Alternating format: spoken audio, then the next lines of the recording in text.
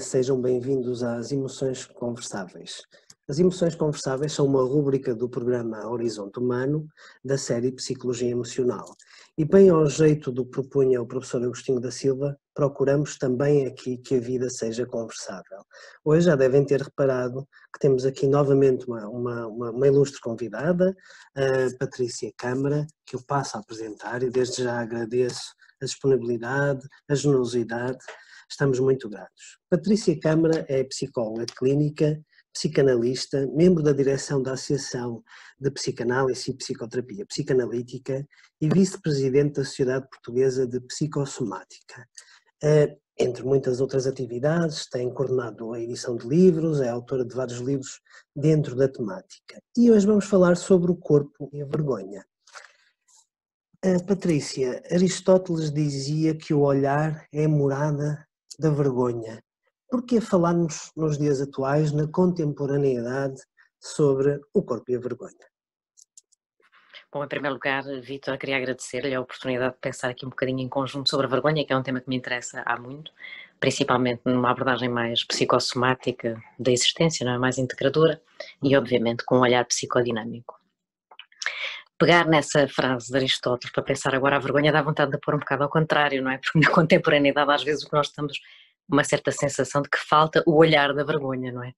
Este grande olho, de certa maneira, que se calhar numa perspectiva mais de Aristóteles seria um pouco mais moralista, mas aqui numa questão mais ética, não é? Esta falta de vergonha que nós temos sentido, penso eu, comum, na possibilidade de se banalizar tudo o que é violência, tudo aquilo que é dito, não é? Com uma tendência para uma desvalorização absoluta da inscrição que a falta de vergonha causa no outro. Por isso, para lhe responder... Diga, desculpa. Não, mas a vergonha tem muito a ver então com esta forma do olhar, não é? Como o outro, o envergonhado ou a envergonhada se apresenta ao mundo, se apresenta ao outro, não é? Com que olhos é que olhamos a vergonha? Exatamente, ou com que olhos é que depois de envergonhados nos podemos olhar, não é? E eu penso que... É só ajustar aqui a câmera, ok? Tá? Eu penso que estes olhos, que o olhar do outro pode produzir em nós, estes olhos internos, podem efetivamente inscrever zonas de vergonha. Para responder à pergunta, não é? Porque pensar vergonha agora, a questão, penso eu, acho que é fulcral pensar na vergonha quando se pensa no adoecer e na saúde, como uma base importante de cuidado. Isto de nós sentimos que há coisas nossas, clandestinas, que correspondem até com parcelas importantes da nossa identidade, que são envergonháveis, é um ensinamento antigo, não é? Que posto ao serviço de uma instância superegoica moralista se pode virar até no seu contrário. Ou, não é? Uma coisa que no fundo desnuda um certo desamparo original. Portanto, o que é isto do olhar do outro sobre nós? É de que maneira o olhar do outro nos reforça naquilo que nós temos de autêntico e nos permite um crescimento salutogéneo, que respeita os limites éticos da realidade e da relação, uma vez mais, ou pelo contrário, se o olhar do outro é um olhar de desgar, de humilhação e, portanto, nos faz retirar da relação de uma forma salutar, que nos faz perder no olhar do outro e, de certa maneira, agredir-nos a nós na relação com os outros. O olhar é sempre uma forma de aproximação, não é? A forma como eu me aproximo de mim ou dos outros, não é? O olhar é sempre uma forma também de comunicação. Pois estava a pensar, não sei se é de aproximação, às vezes é de colisão. Sim. Ou de rejeição. Há olhos que chocam, não é? Há olhares que chocam. Mas sim, de certa maneira é qualquer coisa que deveria surgir no plano relacional, mas eu acho que muitas vezes a vergonha surge exatamente no sítio onde a relação não pode existir, ou seja, no sítio onde não há individualidade, onde não há singularidade, onde a diversidade é sentida como um ataque à identidade própria. Vemos isso a toda a hora na humanidade, não é? Muitas vezes o que se faz é humilhar o outro para que eu não veja em mim aquilo que me é insuportável, mas que se eu pudesse integrar em mim, provavelmente me libertaria. E quem sabe, no fundo, até me podia fazer orgulhar-me de mim mesmo. Não é? O olhar do envergonhado tem muito a ver com essa questão da projeção. Muitas vezes projeta no outro aquilo que não integrou em si e que não reconhece, não se reconhece, não é? E às vezes pode haver pode haver alguma projeção da vergonha, da vergonha própria no outro, não é? acho que pode haver aqui um espectro enorme dentro da vergonha, não é? Aquele que a expõe e reconhece a sua vergonha e fica ali na sua vergonha, e aquele que projeta a sua vergonha, não a reconhece e só a vê no outro, não é? Aqui, realmente parece que há aqui um espaço de fronteira, não é, Patrícia? Sim, eu acho que há aqui uma zona de limbo, não é? Acho que a vergonha até inscreve esta zona de limbo dentro de nós. É por isso que me parece, por exemplo, nas terapias ou em qualquer momento de maior intimidade, e às vezes não só de intimidade, de relação, seja lá for, mas quando temos uma responsabilidade sobre o outro maior ainda, que deve existir um cuidado profundíssimo quando nos aproximamos do lugar da vergonha, não é? Porque, como sabemos, não é? O lugar da vergonha pode nos expor de forma abrupta, em lugares até mesmo para nós desconhecidos às vezes, não é? Por isso lá está a cautela de nos aproximarmos bem desses lugares. Mas sim, parece-me que pode existir de múltiplas maneiras, sendo que aquela que me parece que é a vergonha mais perigosa é aquela que já se tornou apenas e só na ausência de si própria, não é? E, portanto, é só, não, como dizia o Vítor bem, não é? É só identificação projetiva, não é? Põe-se no outro e depois age-se com o outro, aquilo que no fundo é insuportável dentro, mas do que se desconhece, não é? Estava a pensar nas questões mais do bullying agora, ou nos assédios laborais, ou em todos os sistemas de domínio e submissão, não é? Um dos grandes trunfos da perversidade é a humilhação do outro, não é? Humilhando o outro, retiro-lhe o poder e age sobre ele a minha tirania, pela minha incapacidade de existir por inteiro, não é? É sempre ali algo coxo, algo que fica incompleto, não é? O envergonhado não é capaz de se... O envergonhado ou a envergonhada, usando aqui esta expressão, não é capaz de se mostrar por inteiro. Diga, Patrícia. Não, ia só dizer, só para acrescentar um bocadinho, eu penso que sim, o envergonhado, quando diz o envergonhado, está a falar também nos momentos de vergonha pelos quais passamos, não é? Ou seja, sim. mais do que a pessoa em si corresponder ao conceito. Eu acho que podemos ver a dupla face do envergonhado, os momentos pelos quais passamos e a pessoa sentir-se envergonhada de si própria, não é? Quase como se tudo o que fizesse, eu assisto às vezes na clínica, a vergonha vem associada a uma ideia de mancha, algo que ficou manchado, algo que ficou ali uma marca, não é? E isto é algo que eu venho escutando muito nos meus pacientes. Vem esta ideia de mancha, algo que ficou manchado, e algo que fica lá aquela marca e envergonha, porque a pessoa vê, a pessoa sente e sabe, não é? Que pode não ser a dela, como não pode não ser dela, não é? Exatamente, eu acho que esse é o maior risco, não é? Eu costumo usar uma expressão que me auxilia na clínica, que é na clínica e na vida, acho, que é a confusão que existe em nós entre nódoa negra e nódoa, não é? Porque muitas vezes lá está, aquilo que nos acontece é, de repente temos uma vergonha imensa de uma nódoa, que na realidade é só em tudo o que o só tem, mas é só uma nódoa negra, isto porque no fundo é qualquer coisa que foi causada pelo outro em nós, não é? Mas este não reconhecimento desta parte magoada, de certa forma traduz-se, não é, numa manutenção inequívoca da relação em superfície, não é? Como eu preciso do outro, eu prefiro acreditar que sou eu que tenho uma nódoa do que o outro, não é? Do que imaginar ou ter a consciência de que foi o outro que me a causou, não é? Sempre estamos a pensar nisto também do ponto de vista do desenvolvimento, não é? Se a nódoa negra foi causada por aqueles que deviam saber acolher-me e reforçar-me narcisicamente, eu, como ser dependente, não os posso desmascarar dentro de mim, não é? Antes eu morrer de vergonha do que matá-los a eles em mim, não é? Sim, nós usamos, em relação à vergonha, nós usamos expressões muito viscerais, não é? O morrer de vergonha é eclipsar-se, é algo mesmo, é acabar, é ficar ali num lugar de morte. Mas é engraçado que agora, ao falar no morrer de vergonha, lembrei-me das expressões comuns que nós vamos usando no cotidiano acerca da vergonha, o ter vergonha na cara, o passar vergonha, o sem vergonha, que também já esboçamos aqui um bocadinho esta ideia, como é que é viver sem vergonha, não é?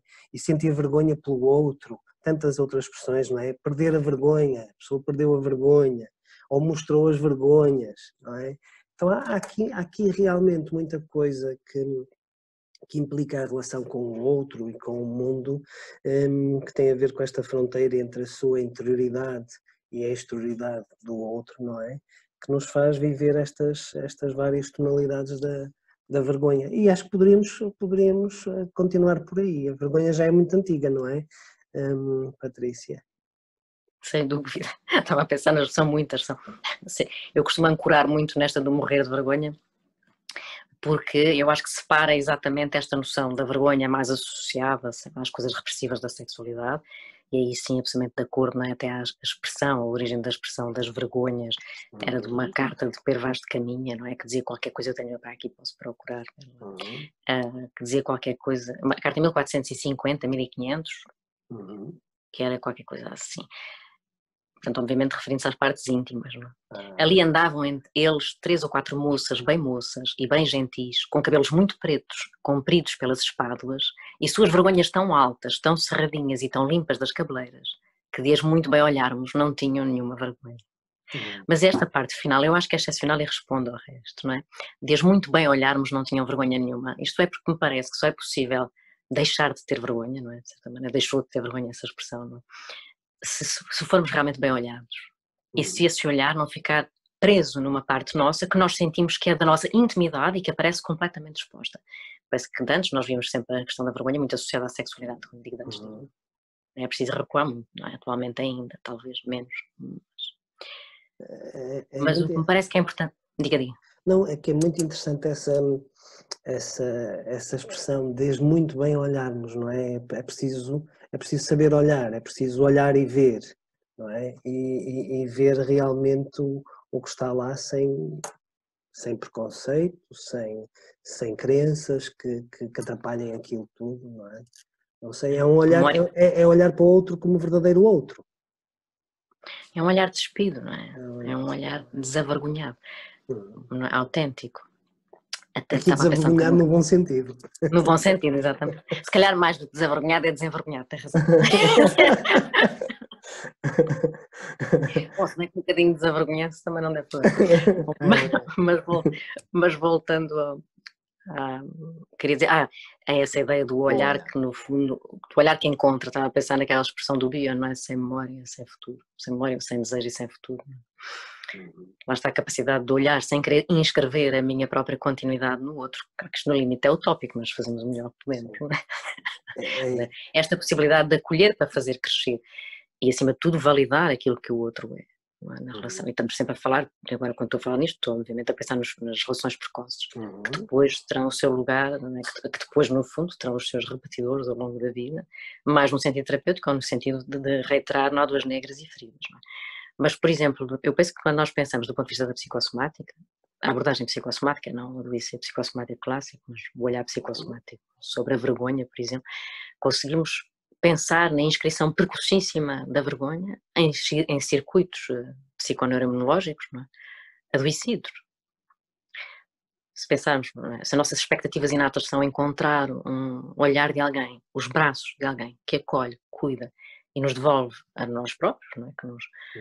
Que nos devolva de uma forma que nos faça sentir que fomos encontrados, se isto não acontece, ou no lugar disto acontece a rejeição, então, com certeza, do ponto de vista de produção de substâncias internas, o caminho interno não há de ter sido dos melhores. Não é? Isto para reforçar a minha ideia da cautela e da possibilidade de se morrer de vergonha, de alguma forma. A dimensão do traumatismo na relação com o outro, não é? Da minha impossibilidade de ser e de sentir a minha vida interna clandestina, não é? Posta à margem de mim próprio.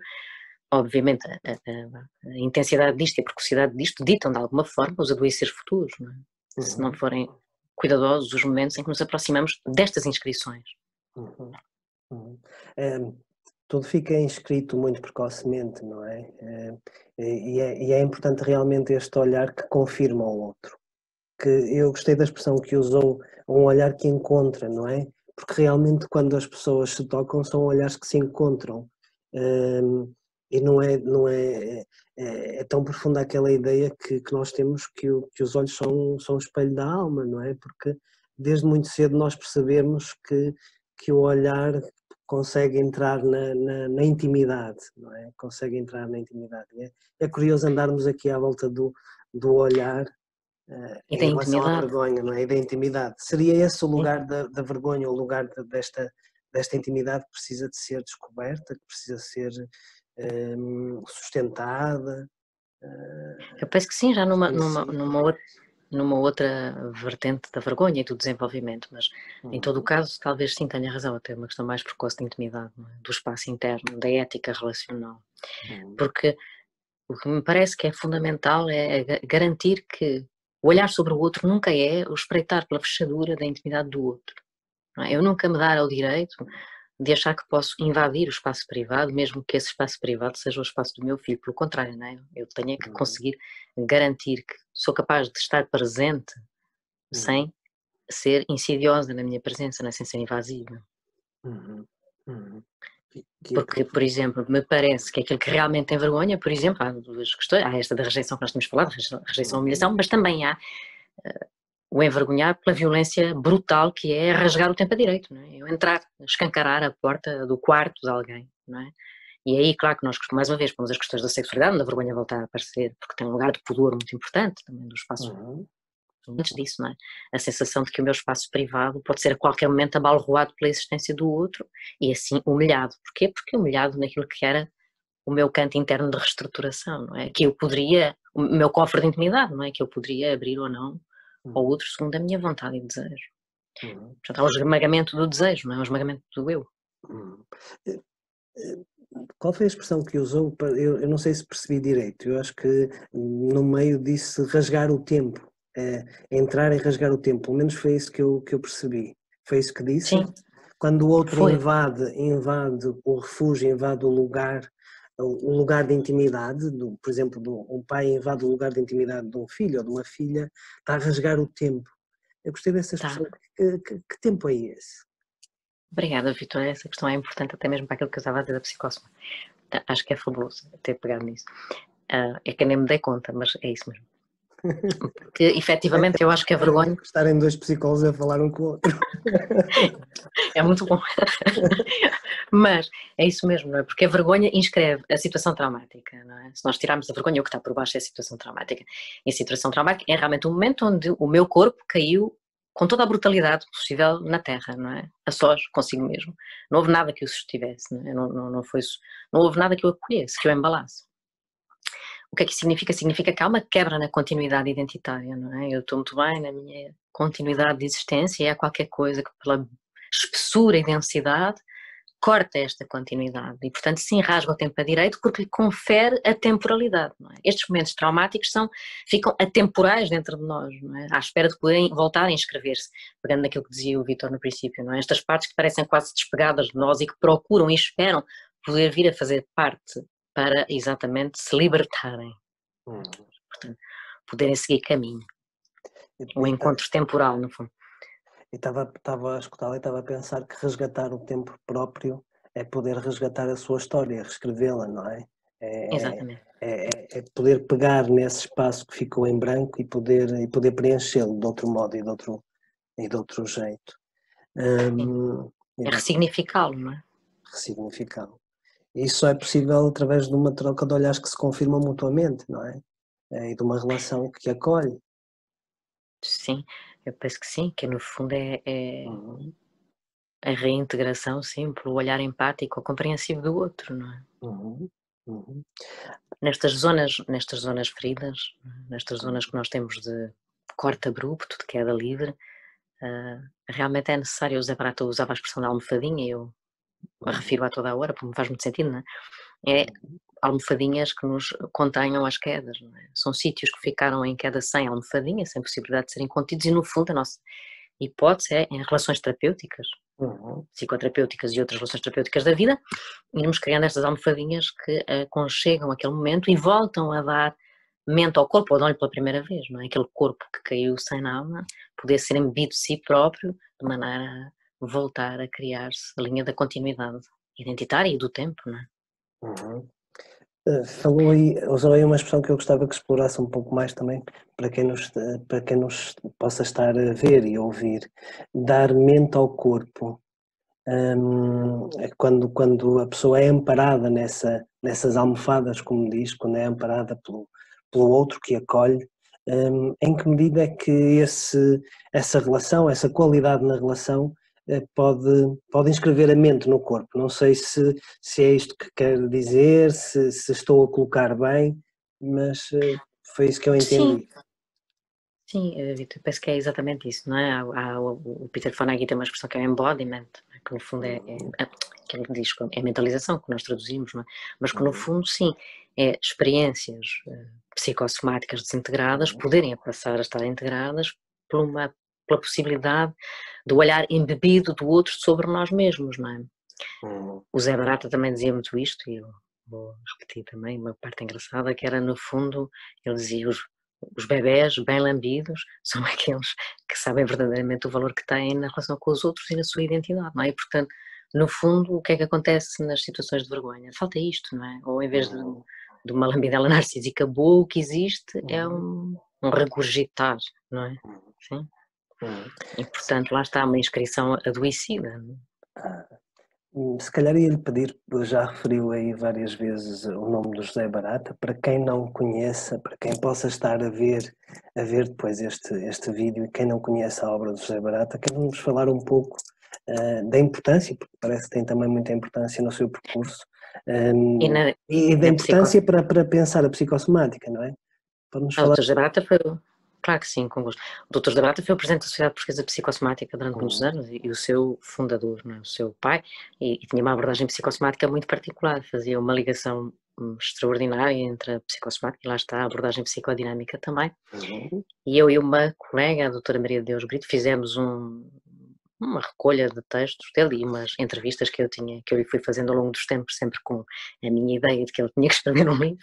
Recolhemos as coisas depois dele ter morreu em 2015, e fizemos finalmente o livro que estava prometido, mas que nunca tinha acontecido, e que se chama, para quem quiser, Viver o que Falta, Pensando a Psicossomática. Viver o que falta, pensar a psicossomática. Okay. Que inscreve exatamente este lugar, não é? Que no fundo é perceber o que é que nos falta e de que maneira é que é possível elaborar aquilo que nos faltou, sabendo que, obviamente, nós nunca podemos chegar a ser materialização daquilo que nos faltou. Não é? Falta sempre algo, faltará sempre algo, não é? Falta sempre algo. Agora, a companhia para olhar a falta é que permite que esta falta possa ser inscrita e não se mantenha à margem. Não é? Ou seja, que o medo da morte, e morte, leia-se o pânico, não é? A ausência do outro dentro de nós se dissipe. Não é? Porque nestes momentos de vergonha, há bocado falamos no morrer de vergonha, pois não falei numa coisa que falo sempre, para quem me ouve já é de certeza uma chatice, mas vou dizer na mesma. Que é sempre novas, não é? Que é a peça do Luís, isto agora a pressa e a peça deu isto, a peça do Frei Luís de Sousa, e que nós sabemos, não é? Conhece a peça. No final, a frase é dita por Maria, não é? Eu morro de vergonha. E numa leitura assim, penso eu, mais 1450, 1500, estou a brincar, uma leitura da vergonha mais associada às questões repressivas, não é? Podíamos pensar que a morte da Maria, ou esta sucumbir, seria fruto da descoberta de ser filha, afinal, ilegítima, não é? Filha de um amor culposo, que eventualmente também poderá estar na questão. Mas o que me parece extraordinário é que a Maria diz esta frase, não é? No momento em que os dois pais, após saberem que regressava de um João de Portugal, e portanto que tornava ilegítimo o casamento que entretanto tinham consumado, se retiram cada um para o seu convento, e a Maria fica absolutamente a sós, não é? Abandonada. E neste desamparo original é que, penso eu, reina a raiz da vergonha que pode matar. Porquê? Porque lá está, uma vez mais, inscrita muito, muito precocemente, muito antes de qualquer palavra, não é? Que é a memória implícita corporal. Mas falou aí de amor culposo. Muitas vezes a vergonha pode estar associada à culpa, não é? Andam ali, lado a lado. E essa culpa parecia que era uma culpa de terceiros, não da própria Maria, não é? Sim. Bom, mas isto fazia com que, no fundo, penso eu, lá está a manutenção de uma ilusão, não é? Se eu puser as coisas desta forma, posso manter a ilusão. Quando percebo que há mesmo uma culpa danosa, que é a culpa que reside no sítio onde realmente o outro não é capaz de me cuidar, então a culpa que eu tinha até às vezes introjetado para mim para salvar o outro não tem mais como continuar a mascarar-se, não é? E desmascara-se, lá está, de uma forma tão abrupta que eu só tenho uma hipótese, que é desaparecer de cena. Que é o que acontece muitas vezes, não é? Em sustos. Os sustos da vergonha muitas vezes são momentos em que se desaparece de cena. Há reações vagais, não é? Uma pessoa se é apanhada em falso, entre aspas, muitas vezes não é um falso, é ser encontrada sem estar preparada para o ser. Uma das reações possíveis é a reação vagal. Outra sabemos também é o corar, mas eu acho que o corar... A pessoa apaga literalmente. Apaga, não é? Ou quase apaga, mas pelo menos tem ali uma reação de pseudo-desmaio, às vezes desmaia mesmo. Mas lá está, sai-se de cena, não é? Melhor sair de cena do que continuar em cena, exposta, com as minhas vergonhas expostas, de uma forma, não é? Vamos lá ver, onde eu temo que o olhar do outro sobre mim seja o pior dos meus olhares, não é? Que, no fundo, reitera a pior imagem que eu poderia ver. Mas houve uma coisa que o Vítor disse que eu não queria deixar passar, que é mais do que o amor culposo, eu acho que é o amor feio. Ou seja, haverá uma coisa pior do que eu sentir que o meu amor é um lugar feio? Não sei se há, não é? Se nós tornamos o amor num sítio feio, clandestino, então abre-se o caminho para muito totalitarismo, não é? E não pode ser muita falta de vergonha. Muita falta de vergonha, não é? Que também vai pairando muito por aí. Mas um amor feio é um amor que não pode ser apreciado, não é? Não pode ser apreciado pelo próprio, não se pode mostrar às vezes, porque fica lá aquela, usando a sua expressão, está manchado, está lá aquela nódoa, não é? Exatamente. E como, agora surgiu-me, como trabalhar isso? Como cuidar do lugar da vergonha?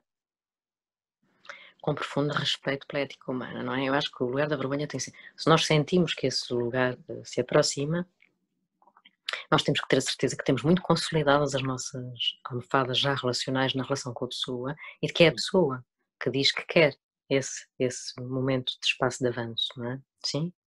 Eu acho que é assim, tem que ser milimétrico. Mais uma vez, o Dr. José Barata dizia uma expressão que eu também gosto e que deu origem ao podcast da Sociedade Portuguesa Psicossomática, que é quando se chega ao lugar da vergonha, da vulnerabilidade, é necessário estar sempre com o credo na boca, não é? Nós não sabemos muito bem. O que nós sabemos é que qualquer passo em falso nosso pode realmente adoecer o outro se corresponder com um destapar da vergonha abrupto. Não é? Por isso eu penso que há pequenas coisas que nós fazemos quase intuitivamente, não é? A modulação da voz. Eu lembro-me de uma paciente, e eu já disse isso também outras vezes, mas porque me ficou inscrito, até mesmo porque me identifiquei, que me disse assim: eu tenho uma coisa para lhe contar, mas só consigo contar-lhe se me garantir que amanhã tem hora para mim. Porque eu não vou suportar a ausência de feedback, ter a certeza que não a perdi depois de lhe contar isto. Não é? Porque é mesmo o medo de perder a minha identidade por inteiro, se descobrirem a minha verdade oculta interna, a minha maior vergonha, vamos pôr a coisa assim, a vergonha que me faria morrer por ela. Portanto, eu penso que é preciso anos e anos, e esta pessoa estava comigo em terapia há muito tempo, até me conseguir contar este segredo, escandaloso internamente, sem qualquer, obviamente, escândalo externo, certo? Externamente, mas internamente absolutamente destruidor, não é? E foram anos e anos e anos internos de um terror psíquico infinito, do medo de perder a existência, se o olhar do outro reiterasse aquilo que eram os piores fantasmas internos, não é? Provavelmente já vividos, não é? Achei curioso, ela primeiro quis ter a certeza que estaria disponível para receber e para acolher. É quase como se ela sentisse que ia lançar uma bomba, não é? E está capaz de recebê-la, não é? E ela poder confirmar que está capaz de recebê-la e que afinal as coisas podem continuar e consolidar-se de outro modo, de outro jeito. Não é? E, por exemplo, nestes momentos, eu parece-me que é absolutamente fundamental que nós nos mostremos totalmente disponíveis para o dia, numa outra hora, outra vez, ou no dia a seguir. Isto por causa das questões às vezes mais rígidas de setting, que não permitem de forma alguma que estes lugares sejam, creio eu, verdadeiramente trabalhados. Não é? O ritmo de uma coisa destas não é o ritmo, não obedece à cronologia imposta, não é? Tem outra cadência interna, não é? Necessita de uma outra força para garantir a tal continuidade, para garantirmos no fundo que não vamos repetir o passado traumático da pessoa, não é? Porque esse seria o maior risco. Esse é o lugar de cuidar da vergonha, é essa disponibilidade e esse acolhimento, podemos falar assim? Podemos sim, e esse olhar, mais uma vez, esse olhar atento, absolutamente, ou numa tentativa profundíssima de estar completamente despido de pré-conceições, não é? Estava a pensar, às vezes até pode acontecer ao contrário, não é? As pessoas começarem a expor-se de uma maneira que é terrível, na maneira que escancaram a porta de casa, não é? E quase de ser importante para nós também, de certa maneira, ir travando e modulando esses tempos para que possam ser integrados com consciência interna do que significam. Claro, não estou a dizer travar abruptamente, não é? Mas ir, de certa maneira, ajudando a consolidar, almofadando, aconchegando esses lugares. Podia ser tipo, eu estava a ouvi-la e estava a pensar, tipo, costurar as fronteiras. As fronteiras estão, não há fronteiras, é quase como se quando a coisa é exposta assim, não há fronteiras, não é? É uma hemorragia, sim. E é quase uma sutura, está a haver ali uma sutura agora pegando nessa sua imagem da hemorragia, não é? Suturar as feridas, não é? Conter ali e criar ali um espaço de fronteira para que a pessoa possa perceber que a intimidade a intimidade também, mas não é? A interioridade e a exterioridade possam ter um lugar de trânsito, de fronteira, não é? Absolutamente, aliás, olha, até lhe vou fazer aqui esta inconfidência, mas eu estou a ver se termino um livro que se chama exatamente As Membranas da Alteridade, que é exatamente essa ideia, não é? Que é a possibilidade de inscrição de uma membrana identitária, que permite a troca, que fica no lugar entre a fusão e o muro, não é? Há de sair aí, há de sair. Mas é essa a ideia exatamente. Que lá está, que a vergonha rompe. A vergonha rompe, a vergonha rompe. Pode romper, não é? Pode romper. Estava a escutá-la e estava a pensar que é curioso que nos tempos atuais, não é? Esta questão da imagem e da exposição de si ao mundo e ao outro também nunca esteve tão presente, não é? Nós vivemos muito da imagem, mas no entanto um dos nossos mal-estares e que começa a estar cada vez mais presente é esta vergonha desta ausência de fronteiras do que se expõe, não é? A fronteira entre o íntimo, o privado e o público diluiu-se, não é? Às tantas, quando estamos a trabalhar a vergonha, pode ser restituir as coisas ao seu devido lugar, não é?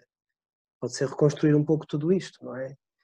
Se bem que às vezes as pessoas podem nem reconhecer o seu lugar de intimidade, o seu lugar mais profundo, porque a coisa está tão diluída, tão confusa. Não sei, estou aqui a pensar consigo, estou a pegar se calhar um pouco. Não, nada disso. Estava a pensar que me faz sentido até certo ponto. Estava a pensar que em duas coisas, que é, se por um lado me parece que a possibilidade de nós nos expormos mais livremente, não é? É boa. Eu acho que nós vemos muito também, lá está a sombra, a senda da culpa e da sombra da culpa e da... não é? Do ataque ao prazer, não é? Bom, agora também se ataque ao prazer exagerado com as coisas também às vezes exageradas da imagem também são um ataque ao prazer, mas havia um ataque ao prazer, não é? E tudo o que era a exposição da imagem estava muito cortado e era de acesso difícil ao comum dos mortais. E parece-me que existem... Era uma transgressão, não é? A culpa estava muito associada a uma transgressão. À transgressão, não é? Eu expor-me também a uma transgressão. Mas eu também, não é? Mas eu parece-me que é assim, nós nunca vamos ser isentos da necessidade do outro e da necessidade do olhar do outro. As palmas sabem bem, os abraços sabem bem, não é? E nós sabemos os abraços autênticos valem mais de 1000 palmas, mas ainda assim as palmas têm o seu lugar.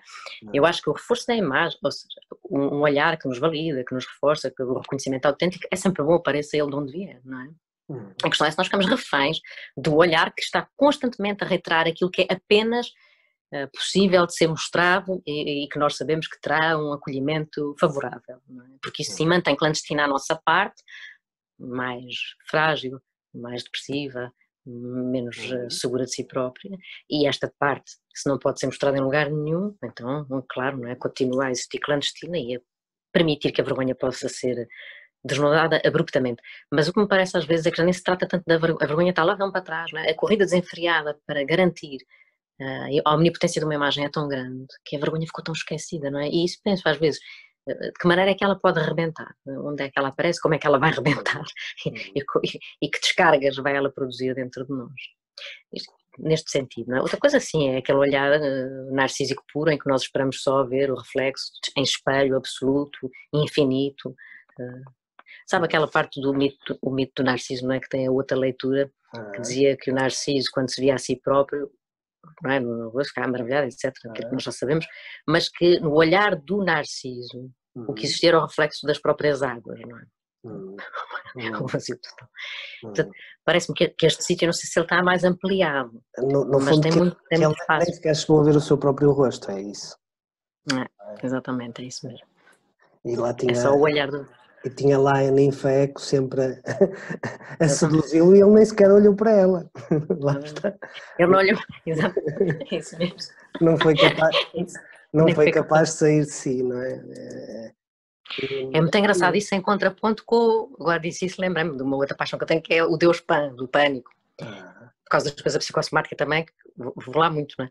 Porque o Deus Pan foi ao contrário, foi cair nas vozes eternas da Eco, não é? Que o levaram à morte. Pela necessidade imensa da companhia de alguém, porque o Deus Pan era tão feio, como dizia, que os próprios pais o tinham rejeitado à nascença. Morrendo de vergonha de si próprio e na ausência total do outro, quando ouviu a deusa Eco a ecoar a voz, o som, não é? Lá foi ali, pronto, consta que caiu para sempre. Mentira, até ao dia em que renasceu, não é? Porque nós sabemos o poema do Ricardo Reis, não é? Deus Pan não morreu.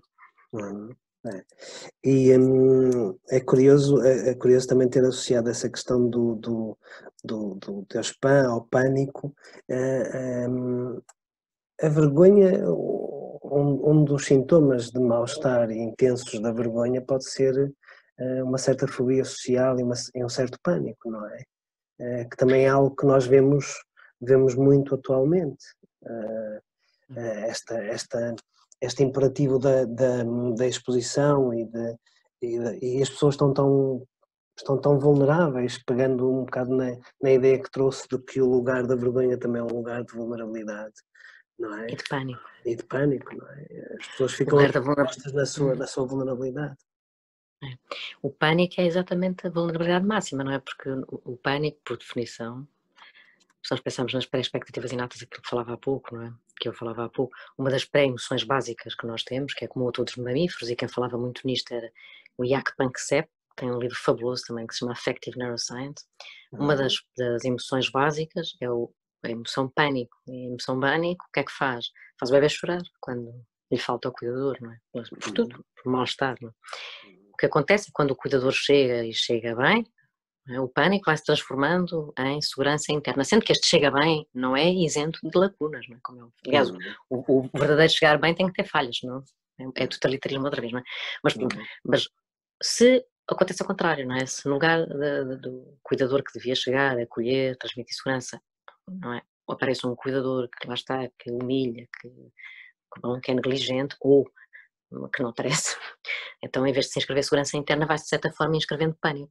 É? Ou seja, cristaliza-se o pânico, que é a ausência do outro dentro de mim. E, portanto, na ausência do outro dentro de mim, na falha de companhia interna, sim, aí sim é que há a tal quebra abrupta da continuidade, é que se rompe o tempo a direito e é que nós podemos adoecer. É aí que a vergonha pode matar, de certa maneira. A abordagem, a minha leitura, aquilo que eu penso sobre o adoecer psicossomático é isto, que é adoecer psicossomático, quando eu digo psicossomático é global, não é? Que tanto se pode expressar mais do ponto de vista físico como do ponto de vista mental, mas o que acontece é que há um momento em que se a vulnerabilidade é exposta a cru, não é? O momento de pânico é de tal ordem intenso que se repetir o padrão antigo, então, claro, a do adoecer é quase certo, não é? A não ser que haja sinais de alarme, alerta por todos os lugares, trazerem ambulâncias de aconchego, não é? É quase o lugar do pânico seria um lugar de desamparo interno muito grande, não é? É da livre sem fim. A tal do pan, não é? Quando o Deus Pan cai. Quase como sentir que está aqui no abismo, não é? Mas que depois faz com que o próprio corpo, e aí sim é que é a tal ideia da não mentalização, não é? O próprio corpo cai com toda a força no chão, não tem nada para sustentar, não é? Portanto, há metáfora. É aquilo em si mesmo. E aí, mais uma vez, o terapeuta e o outro que pode ajudar também, que pode auxiliar, aí terá que ser rede, não é? Quase como uma rede de embalo. Essa também é uma imagem bonita, uma rede de embalo, não é? Não é só para sustentar, é para sustentar e para depois criar movimento, não é? Criar movimento. Que contraria esta quebra, não é? Esta continuidade do embalo é que permite contrariar a queda livre, não é? Que acolhe e que pode permitir que a pessoa possa se sentir no acolhimento do outro, não é? Realmente a vergonha tem aqui Isto é a minha perspectiva, isto pode, não sei, mas pelo menos é assim que eu vou lendo. Muito interessante. Bom, eu estou a dizer isto, mas claro que há vários autores que pegaram nisto muito bem, não é? Por exemplo, em Portugal temos o professor Rui Mota Cardoso do Porto, que tem uma tese exatamente na área da vergonha, pensa muito psicofisiologicamente, mas fala nas questões das pré-emoções básicas. Extraordinário também. Extraordinário ouvi-lo. Podemos falar também numa dimensão saudável da vergonha? Eu acho que também já fomos falando um pouco, mas há aqui um lado saudável da vergonha. Eu costumo dizer que as emoções nós podemos, assim do ponto de vista de uma teoria geral das emoções, não é? Eu considero-as agradáveis ou desagradáveis, confortáveis ou desconfortáveis, não é? Mas elas todas cumprem uma função, não são, nós tendemos a dicotomizá-las, sendo boas ou más, mas elas não, acho que na sua essência podem ser agradáveis, desagradáveis, mas não necessariamente boas ou más. Claro que ninguém gosta de sentir a tristeza, mas a tristeza pode ser altamente saudável quando ajustada e quando em resposta a uma verdadeira necessidade, não é? Estava-me a lembrar aqui do João dos Santos, que acho que escreveu um texto que é o Direito à Tristeza, não é? E às tantas nós reprimimos há emoções que nós tendemos a reprimir em detrimento de outras, não é? Sendo que todas cumprem uma função. E aqui também haverá uma função saudável e adaptativa e integradora da vergonha, não é? Claro, até penso que em simultâneo até com o seu outro lugar, não é? Eu acho que lá está, respeitando a senda da complexidade, será tudo ao mesmo tempo. Mas acho que há uma parte que tem a ver com o espaço de intimidade, com o pudor, com a inscrição da porta, da membrana da vivência, não é? E aí penso que a vergonha é constelação de construção. Se ela não for uma vergonha paralisante, não é? Eu concordo com isto, mas, mas tendo sempre a pensar que a ética podia-se pôr-se aqui em algum lugar, não é? Onde a vergonha fosse mais jogada entre nós, mais uma vez não de uma forma moralista, mas de uma forma relacional, não é? Em que eu percebesse que aquilo que me envergonha é o momento em que eu aquilo que me devia envergonhar, este devia já está carregado, mas pronto. Aquilo que efetivamente poderia causar vergonha seria irromper pelo espaço do outro adentro, não é? Quando eu penso que tenho direito, uma vez mais, eu acho que isto é importante na construção interna, não é? A vergonha construtiva, na minha perspectiva, será a vergonha que corresponde à tomada de consciência de que o espaço do outro não é meu. Ou seja, é virar os olhos ao contrário e devolver os olhos a si mesmos, não é? O olhar certo, justo, que é esta vergonha com que eu tenho vergonha é minha e não tua, porque tem vergonha. Se não tem vergonha, era a minha vergonha, a minha noção de que este espaço de intimidade é meu. Claro que a gente sabe no desenvolvimento infantil há as questões da vergonha, mas eu penso que é sempre para a construção do espaço privado de intimidade e como sinal alerta de que não é que há ali zonas de fragilidade, estou a pensar, não é? Nos miúdos pequenos, quando nós sentimos que há ali zonas de vergonha que se cristalizam de alguma forma, eu acho que é importante irmos logo lá, devagarinho, mas ir lá, desenvergonhá-las, não é? Transformá-las em segurança interna, em narcisismo bom, saudável. Gostei dessa imagem do devolver os olhos ao próprio, de inverter, não é? É um olhar que estava muito virado para fora, não é? Que estava a esquecer de olhar para dentro, para si. Patrícia, estamos quase a terminar por hoje. Acho que as emoções, nós deixamos as emoções conversarem, e aqui muito à volta da vergonha. Não sei se gostaria de deixar aqui uma mensagem final, algo que nos ajudasse também a depois irmos maturando e refletindo um pouco sobre este lugar da vergonha, esta necessidade do cuidado que também foi estando aqui muito presente nesta nossa conversa, não é? Sim, Vítor, só reforçar esta ideia de que os lugares de vergonha têm que ser lugares abordados de forma muito cautelosa e que, de certa maneira, a verdade que vamos encontrando nos vai libertando, não é? A possibilidade de desclandestinizar as várias vergonhas me permite torná-las partes integrantes do ser, não é? E lá está. E assim, bom, promover a verdadeira alteridade, não é? A singularidade da existência, em paz. Com, obviamente, a integração da diferença. Não é? E acho que é isso. Acho que é mesmo preciso ter muito cuidado quando se aborda os lugares de vergonha. Em nós e nos outros. Então, pegando um bocadinho vamos tentando tirar o fio à meada, pegando aí numa expressão que disse, a pessoa que vive a sua vergonha está ausente, de certa forma, de uma verdade que lhe é muito íntima e que é necessária, não é? É preciso resgatar essa verdade do próprio. E fazer companhia, não é? Fazer companhia nesse lugar que parece uma tempestade insuportável, não é? Se eu sinto que não posso aproximar porque posso cair no abismo, é preciso mesmo alguém que diga eu estou aqui contigo e não vai acontecer nada. Só tens que chorar este lugar de decepção, este lugar onde tu soubeste que não tinhas pais, não é? Este lugar de orfandade interna. Para isso é mesmo preciso muita força, é preciso alguém que se dê mesmo lá, com força, para suportar. Estava-me a lembrar uma vez de uma miúda pequenina também, com os meus é mais fácil ver isto e fazer isto, não é? E uma miúda pequenina, mas já crescida o suficiente para me contar isto, mas veja lá, entre pares, como as coisas são fabulosas às vezes, né? Tanto às vezes de violento como de bom, como de terapêutico. Uma miúda que morria de vergonha de dançar. Então uma outra amiga, uma amiga lá da turma, que pelo contrário dançava bem e tal, e ela morria de vergonha principalmente de dançar à frente daquela amiga que até era uma das suas melhores amigas. E então essa amiga agarrou no intervalo e disse, nós vamos ali para aquele canto, ninguém nos vai ver, mas tu vais dançar. E eu vais ver como tu sabes. Amigas pequeninas, não vamos, agora quer dizer a idade, mas sei que ainda não estavam mais ou menos não estavam no bem. E então ela contou-me isto emocionadíssima, porque a outra agarrou-a naquele lugar e disse, estou aqui contigo, tu sais daqui, eu vou-te ajudar. Está a ver? As relações terapêuticas ao longo da vida que nós tanto precisamos.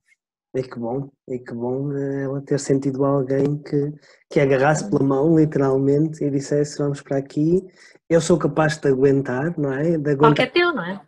o que é teu e que bom. E transmitiu confiança, não é? Transmitiu esse lugar de segurança, de confiança. Para mim também é o lugar da falha, não é? Mas acho que é mesmo muito importante que se sinta que há alguém que nos diz vai correr bem, mas se correr mal também estou cá, vai correr melhor na próxima. Ou seja, aqui uma zona que precisa mesmo de companhia, que lá está, que é o olhar não vazio do narciso, não é? O olhar por dentro. É tipo, podes falhar, mas está tudo bem na mesma. Não te vou desaparecer por causa disso, não é? Por causa disso. Não é isso? Ora bem, e nós também não vamos desaparecer, mas terminamos por aqui. Deixamos sementes de continuidade para novos e possíveis encontros. Patrícia, foi uma honra, foi um gosto e tenho a certeza que quem nos estiver a ver e ouvir também achou o mesmo. Até à próxima. Obrigado. Obrigada, Vitor. Obrigada.